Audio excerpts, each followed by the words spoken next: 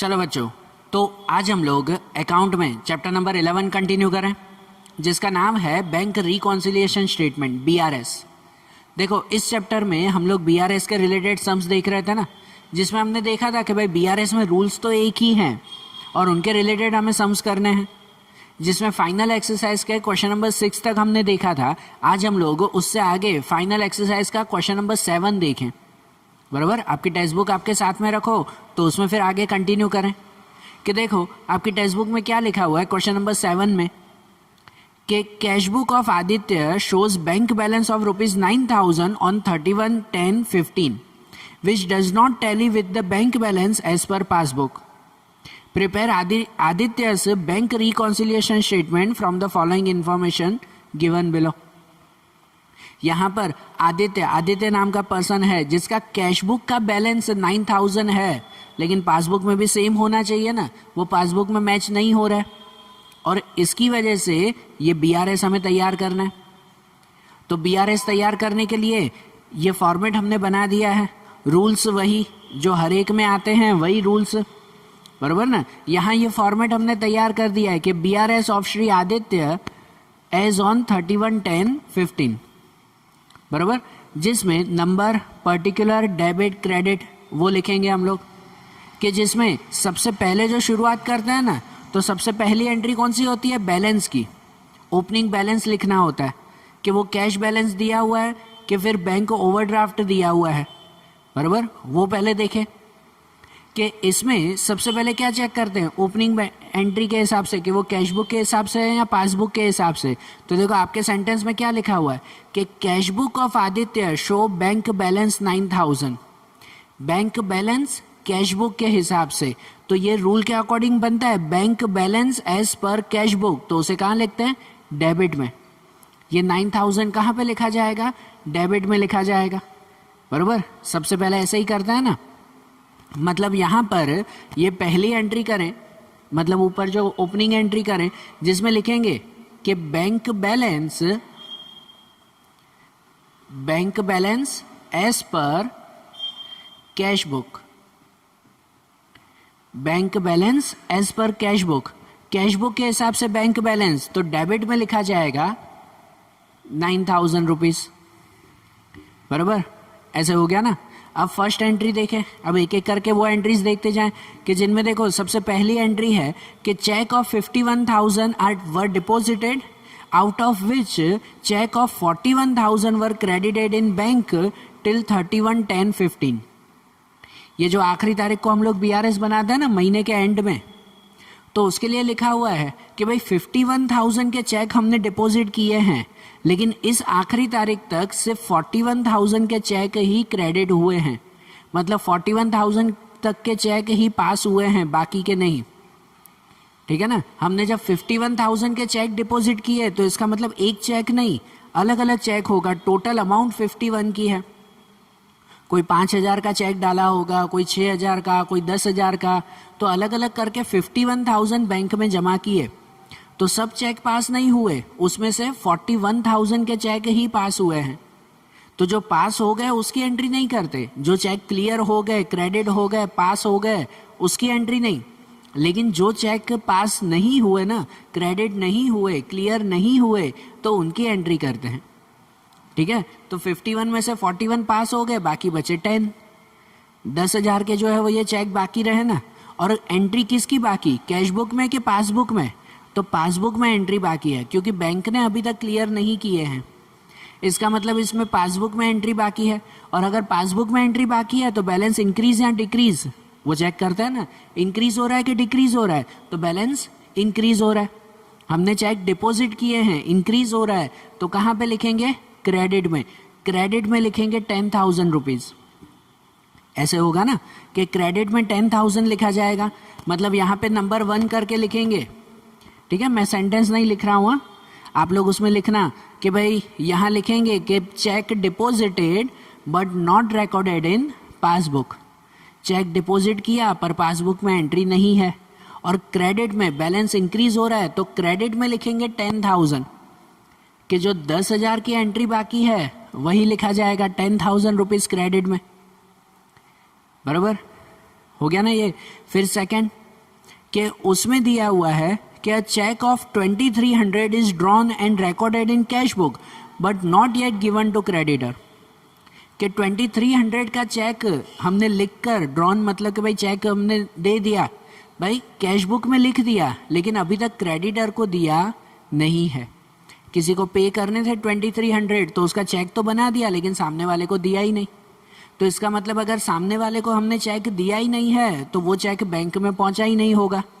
इसमें लिखा हुआ है ना कि चेक जब बनाया ना तो कैश बुक में एंट्री कर दी थी लेकिन सामने वाले को नहीं दिया है, मतलब पासबुक में एंट्री बाकी है। सही बात है ना। वो चेक हमने कैश बुक में तो लिख दिया लेकिन वो चेक अभी तक बैंक में पहुंचा ही नहीं है, तो किसकी एंट्री बाकी? पासबुक में एंट्री बाकी है ना। तो पासबुक में एंट्री बाकी है और बैलेंस इंक्रीज या डिक्रीज हो रहा है, तो बैलेंस डिक्रीज हो रहा है। इसमें डिक्रीज हो रहा है ना, मैंने चेक किसी को दिया है पेमेंट के लिए तो बैलेंस डिक्रीज होगा। तो डिक्रीज होगा तो कहाँ लिखेंगे? डेबिट में। डेबिट में लिखेंगे 2300। तो यहाँ पे नंबर 2 करके लिखें, जिसमें लिखें कि check drawn but not recorded in passbook. हमने चेक दिया पर पासबुक में एंट्री नहीं की है, तो डेबिट में लिखेंगे 2300 रुपीज़। ओके, ये सेकेंड एंट्री हो गई। फिर थर्ड, जिसमें लिखा हुआ है bank has paid 1700 for insurance premium through electronic clearing service which is not recorded in cash book, कि बैंक ने डायरेक्टली इंश्योरेंस प्रीमियम पे कर दिया। इंश्योरेंस प्रीमियम देना था वो बैंक ने डायरेक्टली पे कर दिया, जिसे अभी तक कैश बुक में लिखा नहीं है, जो कैश बुक में हमने एंट्री नहीं की। तो कैसे बैंक ने डायरेक्टली जो है वो खुद ही उसने भर दिया, तो पासबुक में एंट्री हो गई लेकिन कैश बुक में अभी तक एंट्री नहीं हुई है। वही लिखा हुआ है ना, कैश बुक में नहीं लिखी, तो कैश बुक में एंट्री बाकी है और बैलेंस इंक्रीज या डिक्रीज, तो यहाँ डिक्रीज हो रहा है। डिक्रीज हो रहा है ना बैलेंस, इंश्योरेंस प्रीमियम के दिए और बैलेंस डिक्रीज हो रहा है, तो कहाँ लिखेंगे? क्रेडिट में लिखेंगे। क्रेडिट में इसे लिखा जाएगा कितना? तो 1700 रुपीज़। तो यहाँ पर नंबर 3 करके लिखेंगे कि insurance premium paid but not recorded in cash book. Insurance premium दिया पर कैश बुक में नहीं लिखा है, कितना? तो क्रेडिट में 1700 रुपीज़, बराबर। क्रेडिट में 1700 लिखा जाएगा। क्लियर ना। उसके बाद नंबर 4, क्या customer has deposited 3200 directly in Aditya's bank account which is not known to him till 2/11/15, कि भाई एक कस्टमर ने 3200 डायरेक्टली बैंक में जमा कर दिए जो आदित्य को 2 तारीख को पता चला। तो इसका मतलब कि किसी कस्टमर ने डायरेक्ट बैंक में जमा कर दिए तो पासबुक में एंट्री हो चुकी थी लेकिन आदित्य को लेट पता चला, तो कैश बुक में एंट्री बाकी हुई ना। बैंक में एंट्री हो गई पासबुक में कि किसी ने डायरेक्टली बैंक में जमा कर दिए, तो पासबुक में एंट्री हो गई, कैश बुक में बाकी है। और अगर कैश बुक में बाकी है तो उसमें बैलेंस इंक्रीज हो रहा है कि डिक्रीज हो रहा है? तो उसमें बैलेंस इंक्रीज हो रहा है। किसी ने डायरेक्टली बैंक में जमा कर दिए तो इंक्रीज हो रहा है ना, इंक्रीज हो रहा है, तो कहाँ लिखेंगे? डेबिट में। डेबिट में लिखेंगे 3200 रुपीज़। तो यहाँ पे नंबर 4 करके लिखें कि customer directly deposited in bank account which is not recorded in cash book, बराबर ना। Amount deposited but not recorded in cash book, तो डेबिट में लिखेंगे कितना था? 3200 रुपीज़, बराबर। ऐसे होगी ना ये 4th वाली एंट्री। फिर उसके बाद कि जो 5th वाली एंट्री दी गई है जिसमें लिखा हुआ है कि bank charges recorded by bank ₹70 is recorded twice in cash book by mistake. अब देखो कि बैंक चार्जेस हैं, कि बैंक चार्जेस बैंक में भी एंट्री हो चुकी है और कैश बुक में भी एंट्री हो चुकी है, दोनों में हो चुकी है, लेकिन कैश बुक में 2 बार एंट्री हो गई। कैश बुक में क्या हो गया? 2 बार एंट्री हो गई। तो इसकी मिस्टेक कैसे क्लियर करें? देखो पासबुक में तो एंट्री हो गई, वो तो सही बात है। इसमें है ना कि भाई बैंक चार्जेस जो रिकॉर्ड हो चुके थे वो पासबुक में तो हो गए, और कैश बुक में अगर रिकॉर्ड करने थे तो कहाँ होते हैं? डेबिट के क्रेडिट पे। तो बैलेंस डिक्रीज होगा ना, बैंक चार्जेस हैं, बैलेंस डिक्रीज होगा मतलब क्रेडिट में होंगे। क्रेडिट में 70 रुपीज़ लिखने थे लेकिन गलती से ट्वाइस डबल लिख दिए, 140 लिख दिए, 2 बार 70 लिख दिया। तो जब ऐसी गलती हो जाए ना तो उसको सही करना हो ना तो उसको अपोजिट साइड पे लिख देते हैं। उसको क्या करते हैं? अपोजिट साइड पे। जस्ट एग्जांपल कि भाई ये BRS नहीं है, जस्ट अकाउंट बता रहा हूँ कि भाई कैश बुक में डेबिट और क्रेडिट, तो क्रेडिट पे 70 लिखने थे लेकिन 2 बार 70 लिख दिए, ये मिस्टेक हो गई ना। तो उसको अगर सही करना हो ना तो एक 70 को अपोजिट साइड पे लिख देते हैं। एक तो 70 लिखना ही था, वो तो करेक्ट था, दूसरा गलती से लिख दिया, तो जो गलती से लिख दिया ना तो उसको अपोजिट साइड पे लिख देते हैं, यहाँ 70 लिख देते हैं, तो वो मिस्टेक क्लियर। बराबर, यहाँ कोई एंट्री बाकी नहीं है, कैश बुक पासबुक दोनों में एंट्री हो चुकी है, लेकिन कैश बुक में डबल एंट्री हो गई। तो ये ध्यान रखना, आगे भी ऐसे पॉइंट आएंगे, जब भी डबल एंट्री हो जाए तो एक एंट्री को सिर्फ अपोजिट साइड पे लिख देते हैं। ठीक है, तो यहाँ पर 70 क्रेडिट में 2 बार लिख दिए थे, तो क्या करेंगे, एक बार उसे डेबिट में लिख देंगे। बराबर ना, क्रेडिट में लिख दिया था 2 बार, तो एक 70 अब डेबिट में लिख दिया जाएगा। यहाँ पर भी वैसा ही करेंगे ना। तो नंबर 5 यहाँ पे लिखेंगे कि bank charges recorded twice in cash book, कि बैंक चार्जेस कैश बुक में 2 बार लिख दिए, जो सेंटेंस है वही सेंटेंस उसमें लिखेंगे। तो यहाँ पर एक बार कहाँ लिख देंगे, डेबिट में 70, 2 बार क्रेडिट में लिख दिया, तो उसको सही करने के लिए उसको एक बार अब डेबिट में लिख दिया। क्लियर, आई ना बात समझ में। अब उसके बाद नंबर 6 कि जिसमें दिया हुआ है cheque of 6750 deposited with bank on 27/10/15 is dishonoured and the information of which received by Aditya on 1/11/15, कि भाई मैंने चेक डिपॉजिट किया था, बैंक में पैसे डाले थे 6750, तो उसमें वो चेक डिसऑनर्ड हो गया, मतलब चेक बाउंस हो गया। कल भी बताया था कि भाई मैंने अगर चेक बैंक में डाला है, किसी और के नाम का है, वो चेक बैंक में डाला, तो सामने वाले अकाउंट में से कट होते हैं और मेरे अकाउंट में आते हैं। तो अगर सामने वाले अकाउंट में ही पैसे ना हो तो मेरे अकाउंट में कहाँ से आएंगे फिर, तो वो चेक बाउंस हो जाता है ना, चेक कैंसिल हो जाता है, फेल हो जाता है। बराबर, तो यहाँ वही हुआ है कि 6750 का चेक डिपॉजिट किया था जो कैंसिल हो गया, जिसकी एंट्री कैश बुक में बाकी है। तो जब हम चेक भरते हैं ना, ये चीज़ सुनो कि इसमें पासबुक में एंट्री हो चुकी है, कैश बुक में एंट्री बाकी है। जब हम चेक भरते हैं तो बैलेंस इंक्रीज होता है, उसे डेबिट में लिखते हैं, लेकिन ये चेक कैंसिल हो गया, चेक कैंसिल हो गया तो उसको लिखेंगे अपोजिट साइड पे। बराबर ना, जब चेक भरा था तो डेबिट में लिखा था बैलेंस इंक्रीज के लिए, अब कैंसिल हो गया तो उसको अपोजिट साइड पे लिखेंगे। कोई भी चीज़ कैंसिल करनी हो तो हमेशा अपोजिट साइड पे आएगी, मतलब डेबिट में नहीं, वो कहाँ पे आएगा अब, क्रेडिट में 6750।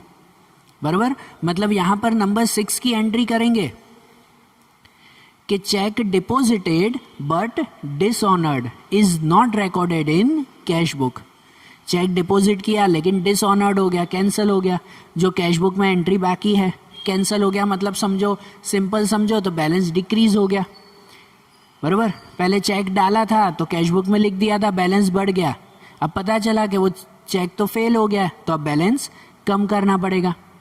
बराबर, तो उसे क्रेडिट में लिखेंगे 6750 रुपीज़। ओके, उसके बाद number 7, a check of 4780 were drawn, out of which check of 1770 were presented in bank on 2/11/15। अब ये सेंटेंस समझो कि भाई यहाँ पर हमने चेक ड्रॉन किए हैं, मतलब किसी को पेमेंट के लिए दिए हैं, टोटल 4780 रुपीज़ के चेक दिए हैं, किसी को 500 का दिया होगा, किसी को 1000 का, किसी को दूसरा, तो ऐसे टोटल 4780 रुपीज़ के चेक मैंने किसी को दिए हैं। और उसमें से यहाँ क्या लिखा हुआ, उसमें से out of which cheque of 1770 were presented in bank on 2/11, जिसमें से 1770 के चेक बाद में पास हुए। तो यहाँ अमाउंट दी गई है, पहले बताए ये जो सेकंड वाला था उसमें ऐसा दिया हुआ था कि 51,000 में से 41,000 पास हो गए, तो जो नहीं हुए वो हमने लिखे थे ये 10,000, जबकि इसमें ऐसा ही दिया हुआ है कि 4780 में से 1770 बाकी है, जो बाकी है वही अमाउंट दी गई है। सेंटेंस ध्यान से पढ़ो, लिखा हुआ है कि ये 1770 के चेक वो 2 तारीख को पास हुए, तो 2 तारीख को मतलब हम जब BRS बना रहे हैं उसके बाद ही ना, तो एंट्री इसी की बाकी होगी ना, 1770 इसी की एंट्री बाकी है।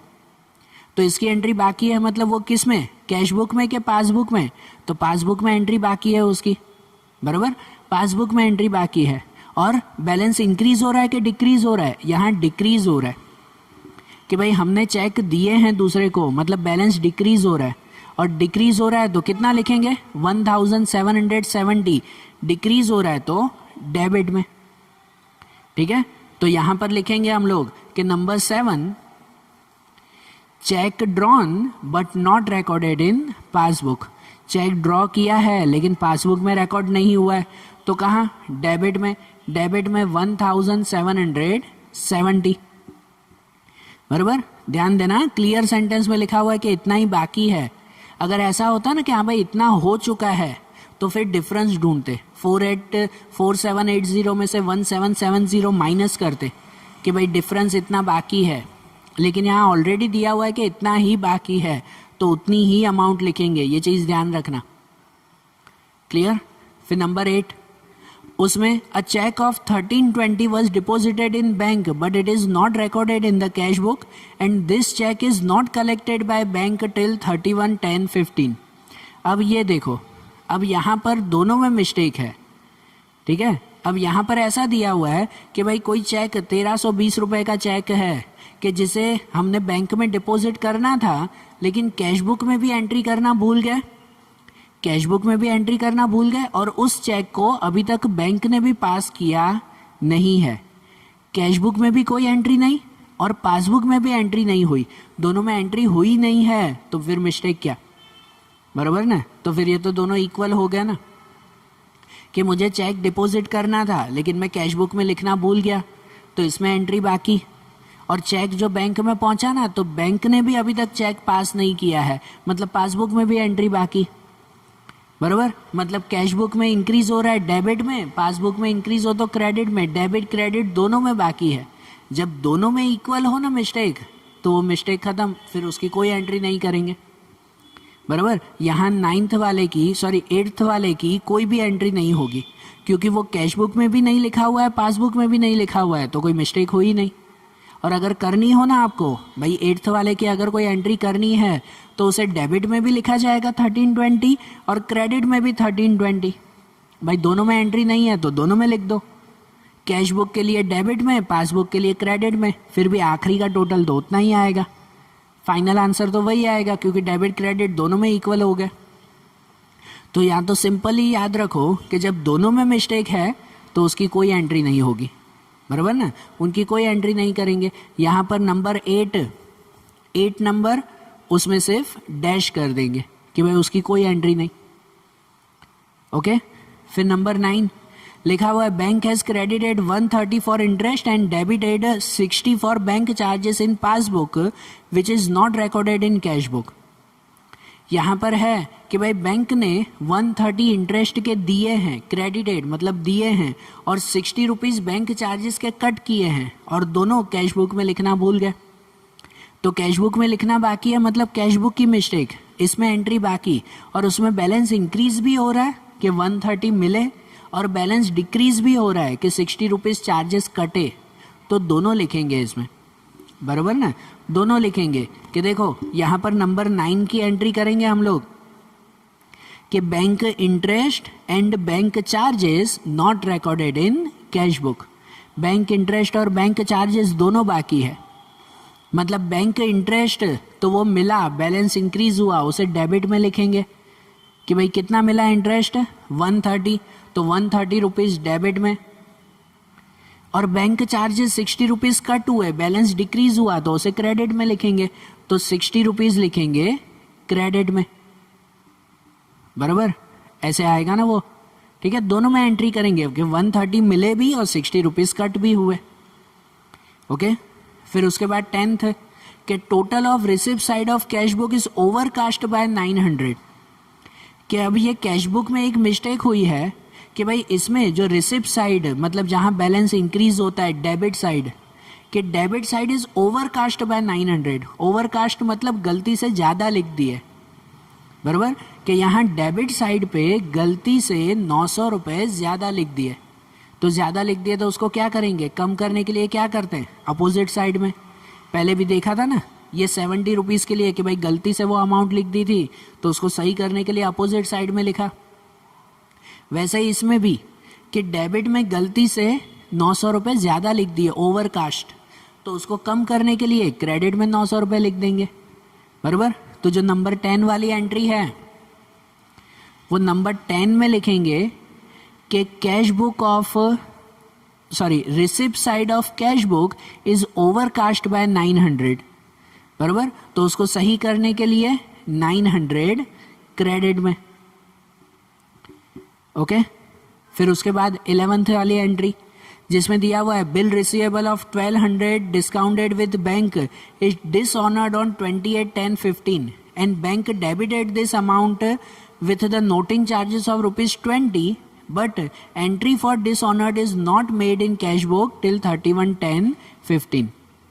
अब ये देखो कि भाई bill receivable discounted with bank, हमने ये पहले भी बताया था कि बिल रिसीवेबल मतलब जिनसे हमें पैसे लेने हैं ना, तो उनसे एक बिल बनाते हैं, एक चिट्ठी बना के देते हैं कि आप कब देने वाले हो।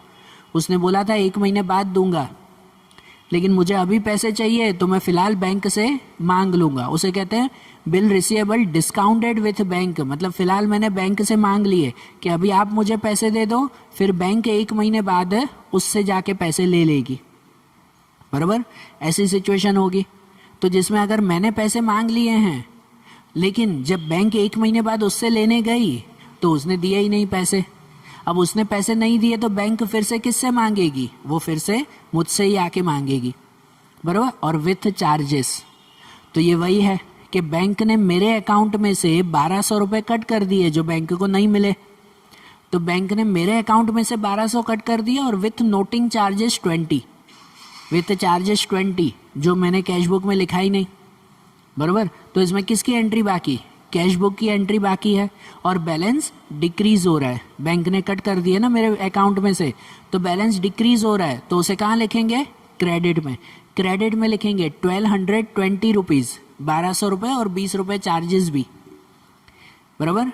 तो यहाँ पर नंबर 11 करके लिखेंगे कि bill receivable discounted with bank is dishonoured but not recorded in cash book. जो सेंटेंस है वही लिखो, बराबर। तो क्रेडिट साइड पे लिखें उसे 1220 रुपीज़, ओके, 1200 रुपये और 20 रुपये चार्जेस। फिर उसके बाद 12th एंट्री क्या दी गई है कि bills payable of 700 maturing after 1 month was retired by bank under the rebate of ₹30 which is not recorded in cash book. अब ये भी है कि बिल पेएबल ऑफ 700 कि 700 रुपये का बिल पेएबल था जो था मैच्योरिंग आफ्टर 1 मंथ, जो 1 महीने बाद पे करना था। बिल रिसीवेबल जैसे किसी से पैसे लेने हो, बिल पेएबल मतलब किसी को पैसे देने थे मुझे, जिसमें लिखा हुआ था कि भाई मैं 1 महीने बाद दूंगा, बराबर। 700 रुपये का बिल था जो मैं 1 महीने बाद देने वाला था, मैंने बैंक को बोल के रखा था कि आप 1 महीने बाद खुद पे कर देना, ठीक है भाई, मैंने बैंक को बोल के रखा था, मेरे पास टाइम नहीं है, आप दे देना उसको 700 रुपये 1 महीने बाद। लेकिन बैंक को 30 रुपये डिस्काउंट मिल रहे थे, तो बैंक ने 1 महीने बाद नहीं अभी पे कर दिया, अभी के अभी खुद ही उसने पे कर दिया कि 30 रुपीज़ का डिस्काउंट मिल रहा था, बराबर ना, कि 700 की जगह 670 में 670 में उसने पे कर दिया at the rebate of ₹30। Rebate मतलब डिस्काउंट, बराबर ना। तो भाई मुझे तो पता ही नहीं चला, बैंक ने खुद ही पे कर दिया 30 रुपये डिस्काउंट में, तो मुझे नहीं पता है, which is not recorded in cash book, तो मतलब कैश बुक में एंट्री बाकी है ना। और बैलेंस इंक्रीज के डिक्रीज, तो उसमें बैलेंस डिक्रीज हो रहा है, बैंक ने खुद ही उसे पे कर दिया, और बैलेंस डिक्रीज हो रहा है तो कहाँ लिखेंगे उसे, क्रेडिट साइड पे, बराबर ना। डिक्रीज हो रहा है तो कहाँ लिखा जाएगा, क्रेडिट साइड पे लिखा जाएगा। तो मतलब वहाँ पे लिखेंगे हम लोग कि number 12 bank paid for bills payable but not recorded in cash book. Sentence में पहले ऐसा लिख सकते हैं ना, bank paid for bills payable but not recorded in cash book. तो यहाँ पे लिखेंगे हम लोग 670, 670, 700 नहीं, क्योंकि 700 में से 30 रुपीज़ का रिबेट मतलब कि डिस्काउंट मिला, तो बाकी कितना बचा 670 रुपीज़। इतना हमने पे किया, बैंक ने पे कर दिया, बराबर। समझ आई है एंट्रीज, क्लियर ना। तो अब देखो ये एंट्रीज हो गई, तो अब क्या करें, तो अब इन सब का टोटल करें। तो इसमें जो टोटल किया जाए तो किस साइड का टोटल ज़्यादा है, यहाँ क्रेडिट में टोटल ज़्यादा है, तो क्रेडिट साइड का पहले टोटल करें ना, कि यहाँ पर 2 लाइन करके पहले टोटल कर देंगे कि भाई इन सब का अगर टोटल किया जाए तो वो टोटल आ जाएगा 21,300। कितना टोटल 21,300। और यहाँ जो टोटल आया तो वही टोटल यहाँ पर भी लिखेंगे, यहाँ पे भी लिख दें कि 21,300, बराबर। ये लिख दिया 21,300। और अब इसमें से ये सब अमाउंट माइनस करेंगे, तो इसमें से ये सब अमाउंट माइनस करें ना, तो इनका टोटल आ रहा है 16,470। इसका टोटल बैठ रहा है 16,470 रुपीज़। और उसमें से 21,300 में से 16,470 अगर माइनस करें तो बचेगा उसमें 4,830 रुपीज़। कितना बचा इसमें 4,830। और उसके सामने फिर प्रॉपर सेंटेंस लिखते हैं ना, कि क्लोजिंग एंट्री के हिसाब से, कि जिस सेंटेंस में हमने क्या बताया था कि उसमें स्टार्टिंग देखते हैं कि स्टार्टिंग किससे हुई, कैश बुक से, तो ख़त्म किससे होगा, पासबुक से, बराबर ना। कि शुरुआत कैश बुक से तो ख़त्म पासबुक से होगा, और पासबुक से ख़त्म होगा तो यहाँ कहाँ है, डेबिट में कि क्रेडिट में, डेबिट में आया ना। अगर डेबिट में आया तो पासबुक के हिसाब से डेबिट, तो डेबिट वाला ये सेंटेंस लिखेंगे, bank overdraft as per passbook, बराबर ना। ये लिखा जाएगा bank overdraft as per passbook, ठीक है। तो पासबुक में और डेबिट साइड पे है, तो लास्ट में ये सेंटेंस लिखेंगे, ठीक है ना। 12 के बाद वाली लाइन में लिखना कि bank overdraft as per passbook, कितना उसमें, तो 4,830 रुपीज़, बराबर। समझ आई ये बात है, क्लियर ना। तो देखो ये भी जो है वो अच्छी तरह से लिख लेना ऐसे, और फिर इसके बाद वाले जो क्वेश्चंस हैं वो अब हम लोग अगले वीडियोस में देखेंगे। Okay, thank you.